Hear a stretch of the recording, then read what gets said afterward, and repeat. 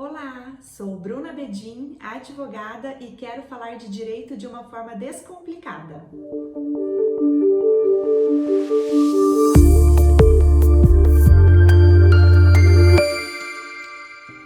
No vídeo de hoje eu quero trazer um assunto para vocês que é uma dúvida recorrente dos meus clientes, que é a seguinte pergunta: doutora, se eu pegar o coronavírus, a empresa será culpada? Bom, a pergunta parece simples, mas a resposta é bastante complexa e eu vou mostrar para vocês. Desde o início da pandemia, nós estamos vivendo um grande momento de instabilidade jurídica. A discussão desse assunto logo iniciou quando foi publicada a medida provisória 927 de 2020, que trouxe em seu artigo 29 a previsão de que os casos de contaminação de coronavírus não serão considerados doença ocupacional, exceto nos casos em que haja comprovação do nexo causal. Mas muito antes, essa medida provisória já tinha sido alvo de ação direta de inconstitucionalidade, conhecida como ADI, tendo o STF decidido liminarmente em suspender a eficácia desse artigo 29. Por conta dessa decisão do STF, inúmeros operadores de direito começaram a fazer uma interpretação desta decisão a contrário sensu. E o que isso significa dizer?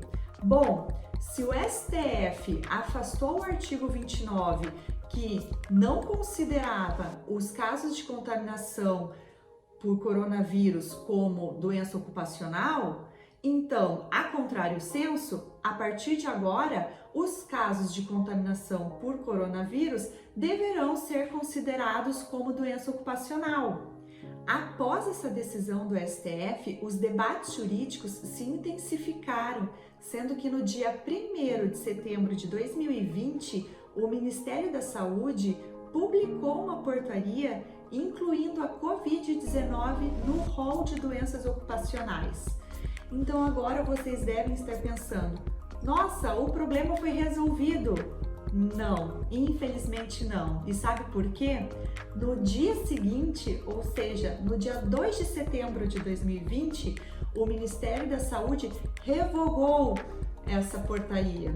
Mas então, diante desse cenário, os casos de contaminação por coronavírus deverão ou não serem considerados como doenças ocupacionais? Bom, em tese, os casos de contaminação por coronavírus não deverão ser considerados como doenças ocupacionais, porque a Covid-19 é uma doença pandêmica, ou seja, a pessoa ela pode adquirir no trabalho, na rua, no transporte, no supermercado, dentro de casa com a família. Esse entendimento, ele não exclui a possibilidade da contaminação pelo coronavírus vir a ser reconhecida como uma doença ocupacional. Mas neste caso, deverá o empregado comprovar o nexo causal entre a contaminação e o ambiente de trabalho da sua atividade profissional. E nesses casos, o ônus da prova é do empregado e é uma prova bastante difícil de ser feita.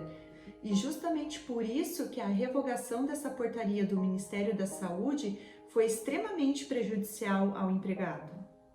No entanto, nós temos uma situação diferenciada para os trabalhadores da área da saúde e para aqueles trabalhadores que exercem atividades em setores essenciais. Para estes trabalhadores, o STF decidiu que, se forem contaminados pelo coronavírus, deverá ser considerado como doença ocupacional. Neste caso, o nexo causal já está presumido. Com isso, o ônus da prova passa a ser do empregador e não mais do empregado. Então, a resposta que eu dou lá para o meu cliente que fez aquela pergunta que eu disse no início do vídeo: doutora, e se eu pegar coronavírus, a empresa será responsável? Será culpada? A minha resposta é no seguinte sentido: qualquer trabalhador pode vir à justiça buscar o reconhecimento de que foi contaminado pelo coronavírus através de atividade ocorrida no trabalho. No entanto, o trabalhador da área da saúde e os trabalhadores que exercem atividades em setores essenciais não precisarão comprovar o nexo causal, porque o nexo causal aqui já está presumido. Para os demais trabalhadores de qualquer outra atividade, haverá a necessidade de fazer essa prova de que a sua contaminação por Covid-19 foi oriunda, decorrente do seu ambiente de trabalho. E aqui eu faço uma ressalva importante, que mesmo naqueles casos que lamentavelmente o empregado venha a falecer em decorrência de complicações do Covid-19, os seus familiares poderão ingressar na justiça para buscar indenização contra o empregador se atendido esses requisitos antes mencionados. Bom, eu vou finalizando por aqui. Se você ficou com alguma dúvida ou gostaria de saber algum tópico mais específico, deixe aqui seus comentários e se você gostou do vídeo, dê o seu like, compartilhe com os amigos. Até o próximo vídeo. Muito obrigada!